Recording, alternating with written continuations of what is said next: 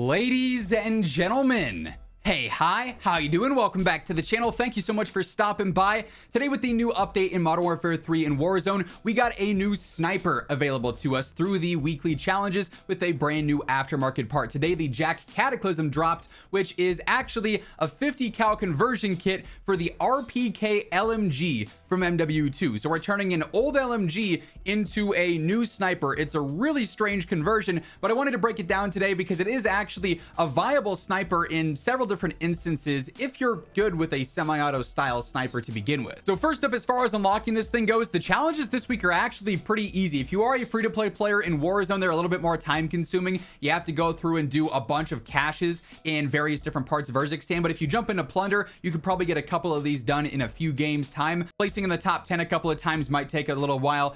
Same deal with completing contracts, unless you're just doing like scavs and whatnot, maybe some kings repeatedly. 7 kills isn't too bad. I personally did mine in multiplayer though, and I got it done in literally one match of shipment, getting 35 operator kills while ADSing, 25 operator kills with the scope equipped, and then also 15 operator kills with an LMG with 5 attachments. I got all of that done in just one go at the same time.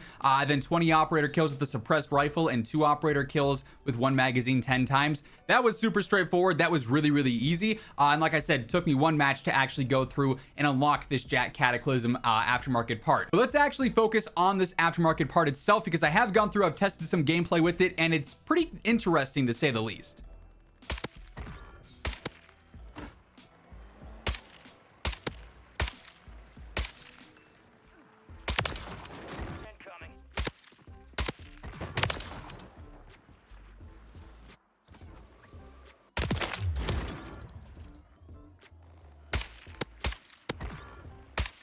So just based off of a couple of kills testing in Plunder, obviously you're fighting players of mixed armor there. Some players are fully plated up. Some players are like spawning in with their just a couple of plates on. Some players you find that have nothing. So obviously the damage consistencies there are a little bit funky depending on who you're fighting. But it does seem that if you're within a decent damage range, you're actually able to get 2 taps pretty consistently, especially if that first shot is a headshot. So 1 headshot and then a body shot seems to be a very consistent 2 tap over range. But then even 2 upper body shots also seem relatively consistent, meaning that this is actually pretty viable. Think the signal from back in Warzone 2 and whatnot. This seems like a tad bit more spammy version of that, if I'm being honest. So as far as the setup here goes and what you want to run, obviously the Cataclysm aftermarket part is the main thing here, and you can see its damage values change entirely. Now keep in mind, what you're seeing as a true damage value on this menu is not always one-to-one in game, especially when it comes to snipers. You know, you'll have other snipers that say their headshot damage is 400, but then they can't one-shot headshot, right? So there are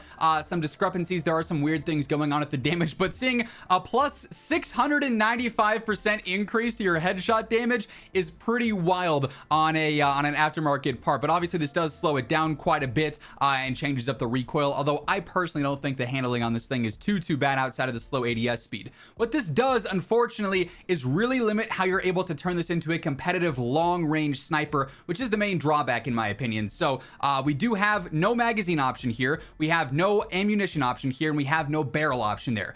Now, a 15 round mag by default, that's going to work fine with this ammo. It's not too bad whatsoever. You can't spam it crazy fast, but you can spam it faster than several other snipers, so that's important, right? Unfortunately, though, the block of the ammo and the block of the barrel means you're not able to do much for the velocity, which as a default is only 660. And for a sniper, that's not great. I mean, I have several SMG loadouts that have a better velocity than that. So pretty much what we want to do here is go through and hunt for that option that's going to give us the best velocity possible, which in this case is a couple of different choices. If you don't care too much about your damage range, which personally I do, you could go for something like Polar Fire S or Talon. That's going to be an 18% increase. To me though, using something like the Sonic is probably going to be a tad bit better, just because it's giving you 13%, so you're up to 745. That's doable, but it is also extending out that damage range, and I find that to be pretty important, especially on a semi-auto gun. You want to be in that 2-shot range as much as you can be, right? So we want to run the Sonic suppressor on there. The other elements of this loadout for me have to be attacking that painfully slow ADS speed. 593 outright's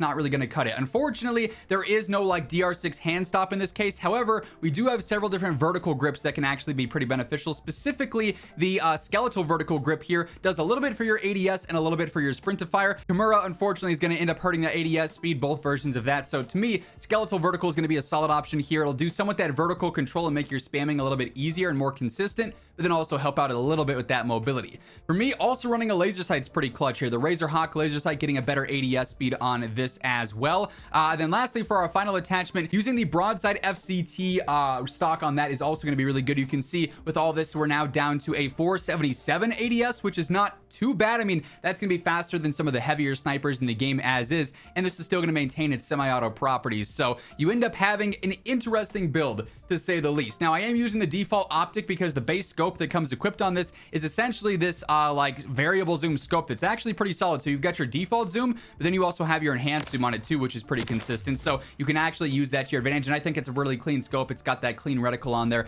and it ends up working out pretty well. Unfortunately though, that ADS, it's noticeably slow, so you're gonna have to stick to the mid-range and like the long range for sniping here. This is definitely not an aggressive quick scope option like maybe the Car 98K or the Stalker, or sometimes even the Cat could be made out to if you're using certain attachments. The thing that this has going for it, obviously though, is the fact that you can spam this relatively quick, and that means 2-shot knocks, if you're super accurate, can actually come relatively easily. It's just a matter of knowing the bullet lead here, not fighting too far out that that bullet lead is unattainable or not consistent, and then actually being able to hit those upper body shots. We can go ahead, we can put plates on. Don't trust the firing range damage 1-to-1. Obviously in game, especially with snipers, it's still weird, but you can see, I mean, you're gonna be able to pretty much consistently spam and stay on target, even if you're hitting lower body at some longer ranges. With how the visual recoil and general recoil pattern works, you can hit lower torso and still shoot that second shot and not be kicking up above their head. If you're hitting headshots, that's where things can be a little bit inconsistent. You can see if you spam back to back, the kick might take you out. So whether you want to spam or just precisely line up those shots in a faster way than a bolt action sniper would do originally, or like by default, I guess, that's something that's going to have to play into your gameplay. But